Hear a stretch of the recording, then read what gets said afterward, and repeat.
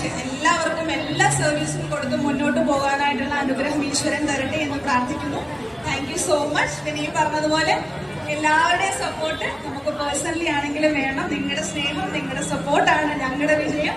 അപ്പൊ ഞങ്ങളെ സപ്പോർട്ട് ചെയ്യാം, അതിന്റെ കൂടെ ഇവരെയും സപ്പോർട്ട് ചെയ്യാം. Thank you so much.